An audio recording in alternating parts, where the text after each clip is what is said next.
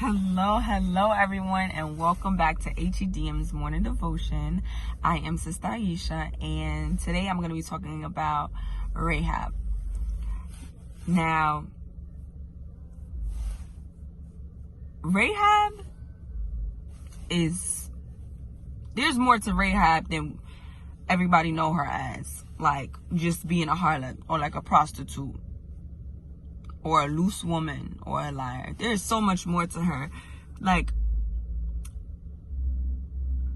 the outer shell, which is that what people sees and people hear all the time about Rahab, is nothing compared with what the nucleus had to hold, who she really was internally.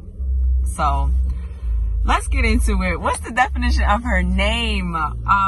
Rahab basically means spacious, broad, or vast, right? And she was a Canaanite who lived on Jericho's wall with her and her family. She ran a kind of like a small prostitution ring and hotel type thing. And people hated her for that because she used her body to get what she needed, but she was using her body and her brains to help her family, to provide, to make sure that they were good and that they didn't have to go out begging or hunting for anything, because she was able to provide everything they needed.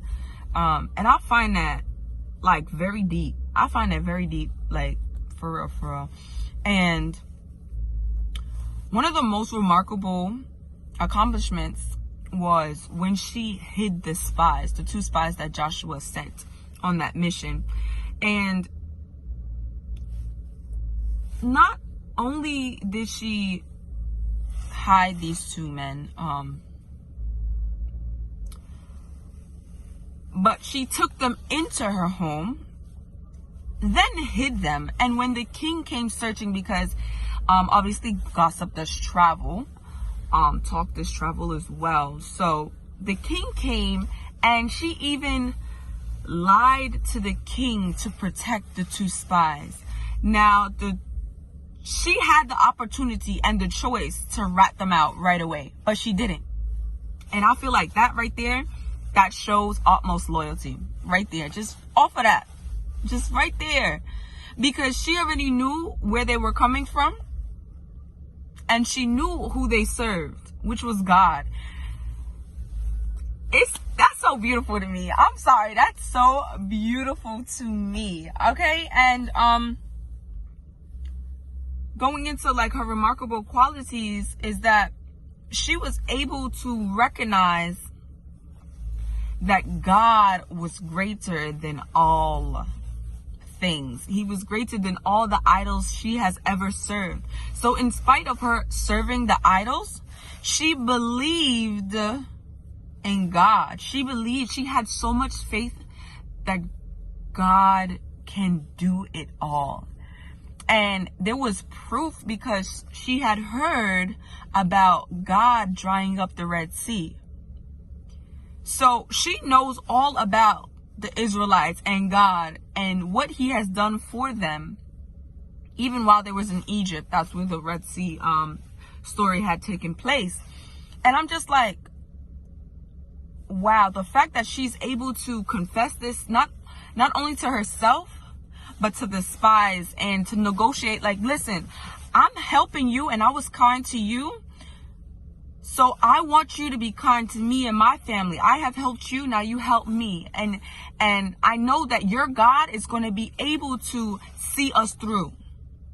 If you save us, just save us, save my family. She was not focused or selfish about herself. She could have just been like, all right, take me, I saved y'all. So, when y'all ready to kill everybody, you just pick me up and I'm out of here.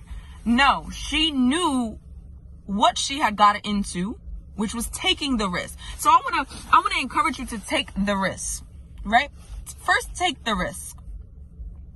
And then what she went on to do was to confess. She had a spirit of conviction.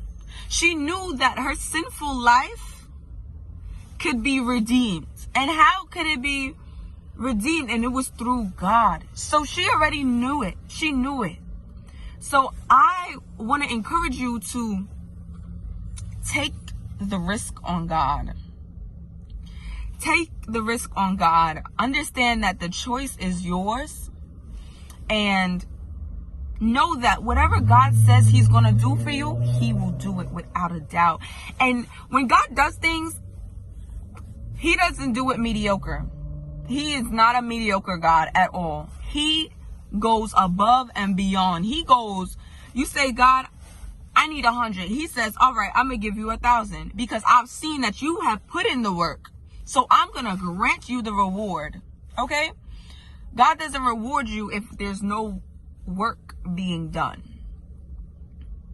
So I warn you not to be lazy in your searching for your reward, or seeking reward, or trying to save your soul to get your soul salvation complete. That whole mission of seeking your soul salvation from God. Don't be lazy.